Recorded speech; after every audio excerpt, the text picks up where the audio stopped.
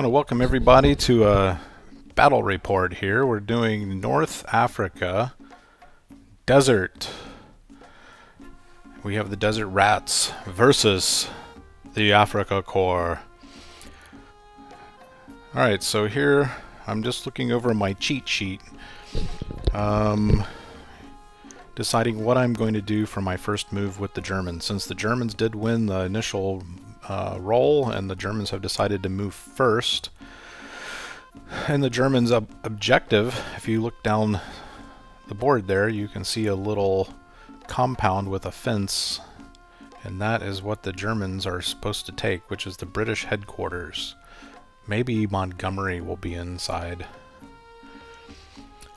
So right now I'm checking out the stat cards, and you see how handy these stat cards are, guys. They're just, can't say enough good things about them. It's nice to have everything right in front of your unit instead of using a sheet and, you know, looking at the sheet constantly.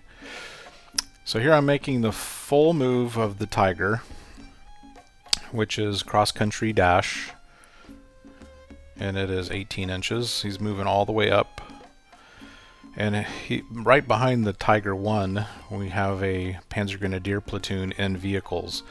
Now this is an important thing with infantry, guys. Unless you're using your infantry as a defensive force, and they're going to be pretty much parked most of the game, it's important to move your infantry in vehicles so that they can move more quickly. So they just moved at pretty much their maximum move. Not quite, it's at 12 inches. They're just following up behind the Tiger. And here I'm moving my Panzer IVs. Now this is a play test. I'm playing against myself, and I just, you know, basically testing out the list, how effective it is, what I can move, what my limitations are if I need to make some changes, which I've already, since the last battle I fought with both of these lists, I have already made some changes. So they're pretty much moving up at their maximum. Now here's the thing, when you move at your maximum distance, guys, you cannot shoot, which won't make any difference. I'm wanting to get my German troops up as quick as I can to take that objective. That's why I chose to move first when the Germans won their initial initiative roll. Now here's the Panzer III platoon. It's on the left flank, and I'm measuring there up for their maximum move. I think I actually ended up going just with the 12-inch move. My tactical is 10 inches. Now if I move tactical 10 inches, then I can move and shoot. But I only get one shot per tank instead of two shots per tank if I sit stationary and use them as a defensive position. Right now I'm being completely offensive, right? I'm totally moving up as far as I can. I want to really rush onto the British troops here. Now here's my German 88s. They are moving up. They can move 2 inches a turn. I'm getting them into position to not only take out aircraft, but also to act as defense.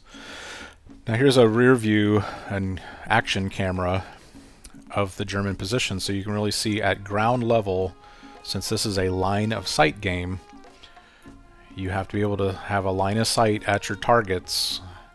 And if you're shooting through, in this case, palm groves, each palm grove would be a -1 to your potential to shoot. So obviously you can technically see the other enemy tanks downrange, but you're not going to get an effective shot.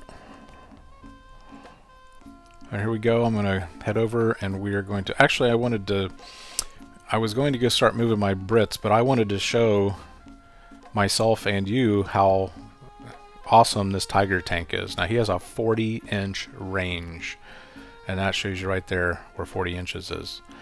So he can pretty much pick off anything that he has a nice good shot at, nice clear shot, with a -1 because it'll be over 16 inches to hit roll, which in a lot of cases is going to be a 4. You're going to hit on a 4 or a 5 or 6.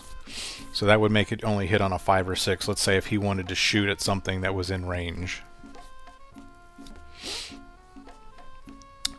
Now here, the British, we're going to go forward. This stiff upper lip, the British.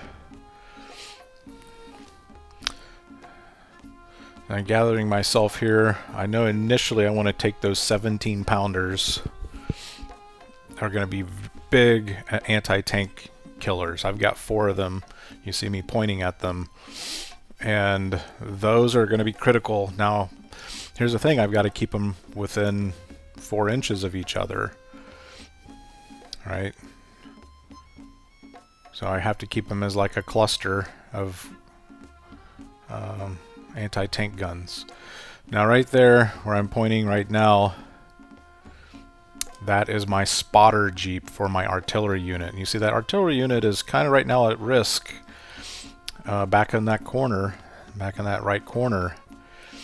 But I have a group of Crusaders there. I have 5 Crusaders there acting as a flank guard. But honestly, those Crusaders, they will not stand up to that Tiger 1. I mean, he'll take them out like they're nothing. So I'm at kind of a dilemma here, and we'll show you what I kind of have formulated already on what I'm going to do to thwart that Tiger 1. So I pretty much kept things the same. I went ahead and moved up the spotter jeep. The jeep spotter for the artillery is going to start picking targets downrange by another turn or 2, and we can start calling in some artillery on the German positions. Now, I'm at the right flank of the British, and over there I've got some Lees. Actually, I have 2 platoons of 3 Lees, so a total of 6 Lees, and I have a platoon of Stuarts. A light tank, fast-moving tank. I tend to hold them back. They're very vulnerable to Panzer III and Panzer IV fire, so they will be good at engaging the German position, which you can see is that bombed out church with the yellow marker on it. That is Rommel's headquarters, and that is the British objective. So I'm moving up some of my Lees. I'm going to move up my Stuarts. They're going to hide behind that cliff bluff, and that's where they're going to hide. Now I'm moving up some Lees.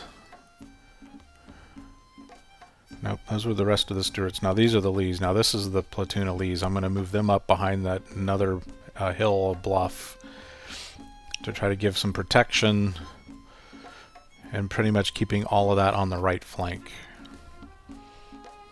Alright. Now I've pulled out my aircraft. I have 2 Hurricanes on this list, and I realize, hey, I can make an attack here. And I'm going to pull up my Hurricanes, you'll see here in just a second. Now this is the view from the British position after their move. You can see I've pretty much taken those Crusaders, and we are hiding them behind the hill. And they're literally hiding from there. But you can see the spotter team. He's clearly can see with binoculars downrange at that Panzer Grenadier platoon, excuse me. And there's my 17 pounders. Now that's my big anti-tank gun. So my thought is, you can see there on the left flank, I've got a nice clear avenue for those 2 17 pounder teams to protect that left flank some. So that's what I'm going to do. That's the plan anyway. There's one of my Hurricanes coming in. He's coming in to do an assault, and we're going to assault the German tanks with 2 of my Hurricanes. That's the plan. So there's my Stuarts hiding behind a bluff. I've got all of my motor platoon, which are mounted British infantry and trucks and on their universal carriers. And there's the first strike. There is 1 Hurricane attacking a Panzer III, and there's another Hurricane attacking a Panzer IV. Now, I do want to point out, when the aircraft are attacking tanks, you don't use the top armor, you use the side armor. And there was a big debate on the forums. Now here I'm rolling for hits. They needed a 4 to hit. That one missed 1 hit. Okay. Now they get to... well, 1 hit, 1 didn't hit. And the other one hits, and then I'm rolling the armor saves at this point. So the Hurricane gets 2 shots. Its rate of fire is 2. And then he gets his second hit, and he bails out this Panzer IV. Hey, it's better than nothing. Okay, start of the second turn. Second turn, or the Germans are going to be moving. So the tank is going to try to roll to go back into his tank, and he did not make it. So that we still have a bailed out tank, which means that platoon is going to be stalled now. That's the importance of at least getting a bail out tank.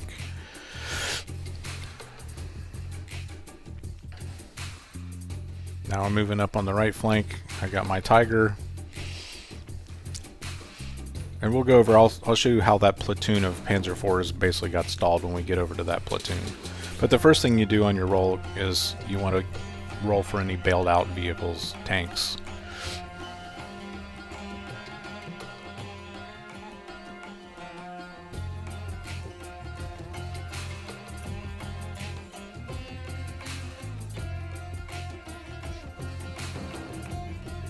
The Tiger's moving up behind the palm grove.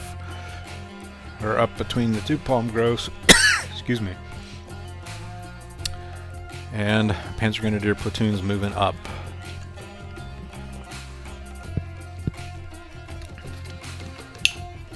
Now, since my Panzer IV is bailed out, is still bailed out, his tanks cannot move outside of 6 inches of command, so they have to kind of hang around that bailed out tank, almost like protecting him a little bit, until that whole unit can start to move up.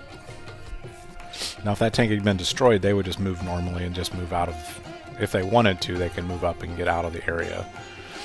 So now moving up my Panzer IIIs, I'm definitely going to strike with my Panzer IIIs. So I'm going to move them into position.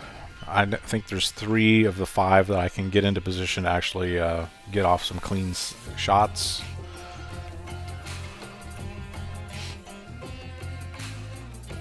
Just got to keep in mind when you're making shots that are greater than 16 inches away, even though they're in your range of 24 inches, you're going to take a -1 penalty to hit.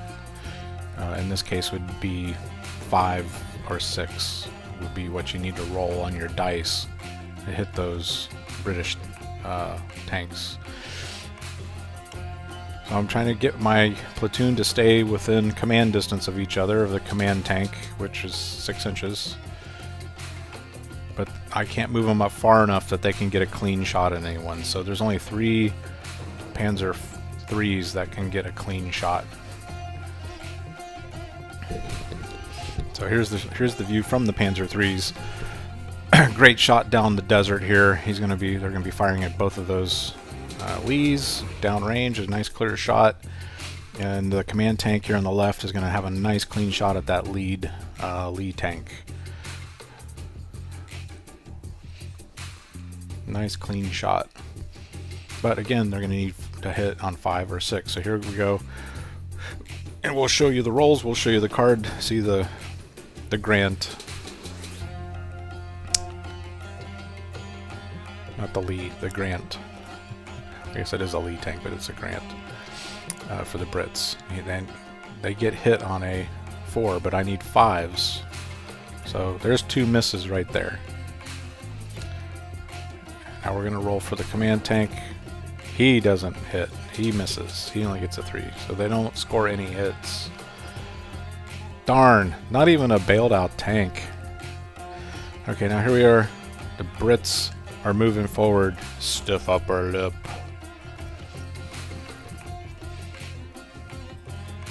Now, I got my 17 pounders. I'm going to keep inching those up 2 inches. Maybe not. Maybe I'm going to keep the 17 pounders so that they can protect that lane on that left flank against that Tiger tank. It's going to be interesting to see what happens there on turn 3, let me tell you. Okay, so I've moved up the spotter Jeep. He's going to be spotting for the... So, okay, yeah, there I go. I'm moving up the 17 pounder.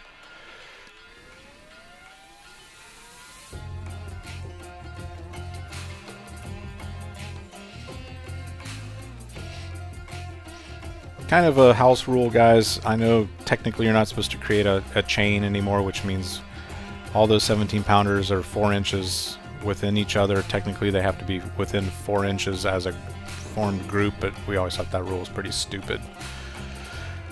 I mean, the whole point of an artillery line like that is to form a firing line, not to be in a big blob. So as long as those 17-pounders are within 4 inches of each other, we do form a anti-tank chain, as it were. So there are places in the rules that, you know, we throw it out because it just doesn't make any sense how it was played in the real world.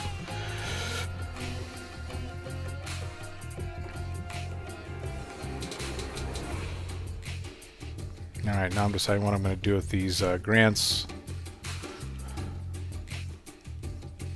The Lees, the grants. The nice thing about the grants, guys, is we got 2 shots when they're moving still, because there's a hull-mounted turret that has a cannon, and there's a turret on the top of the tank that can fire. Alright? The problem with the grants is the firepower up against German tanks isn't the greatest. So you can see here I keep referring back to the cards. It's a really good thing, especially I can go a month without playing because I'm busy with other projects, with work, with traveling, and it's good to keep those things handy on the table to refresh your memory. And you can see there on top of my rule book I have that basically a cheat sheet. It puts forth all the movement steps, shooting steps, and a lot of the rules so they're at your fingertips to remind yourself. So yeah, kind of at a quandary down there for the Brits. They've got 2 powerful platoons of German tanks coming right at them.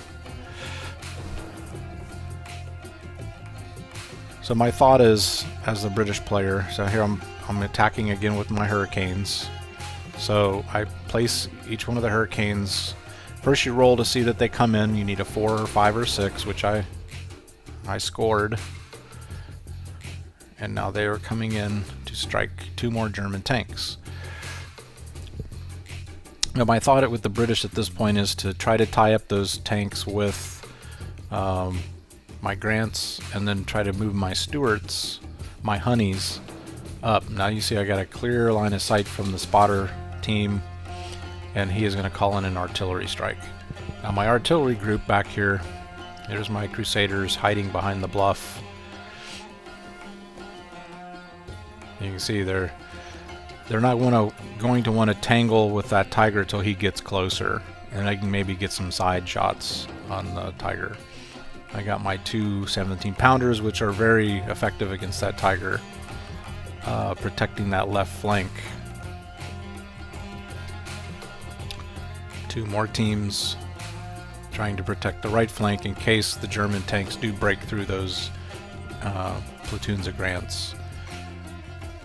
So now the grants have all 3 moved to form a firing line, and I've got my other Stuarts are still hiding. They're still hiding, waiting for their moment.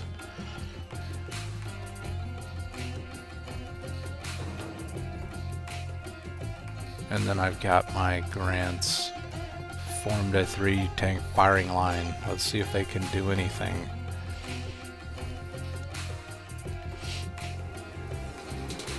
Still thinking about adding artillery to the German list after this game.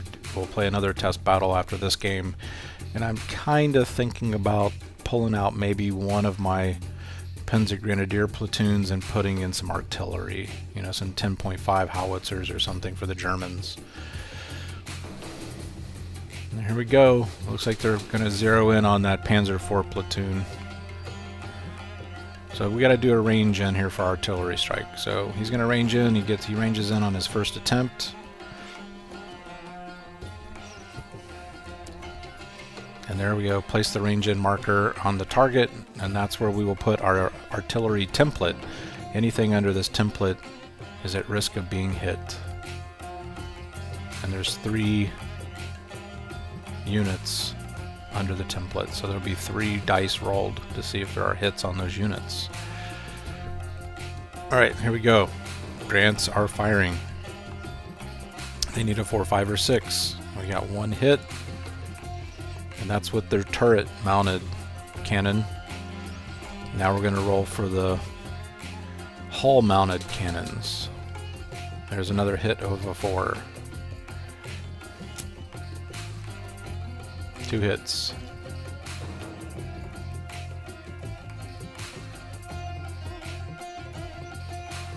And they did not penetrate. That was basically the German players' armor save, and they made it so there was no penetration. They were hit, but there was no penetration.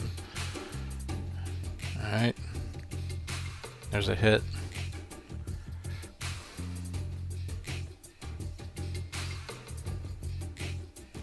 And there's another hit.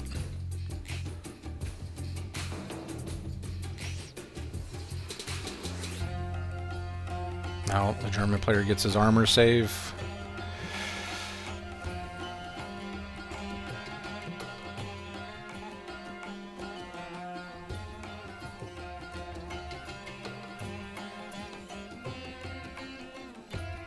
And nothing. Again, it's greater than 16 inches. You gotta add that in. Not a big fan of that rule, but it is what it is. Alright, we're gonna roll our hurricanes. Both miss. And then I come to find after I went to edit this video, guys, I did realize that I should have rolled 2 dice per hurricane, because the rate of fire is 2, but we'll get that corrected by turn 3. And here we go, rolling underneath the 1 hit, underneath artillery. Oh, and there's no vehicle save, so we'll start turn 3 where one of the German vehicles is destroyed.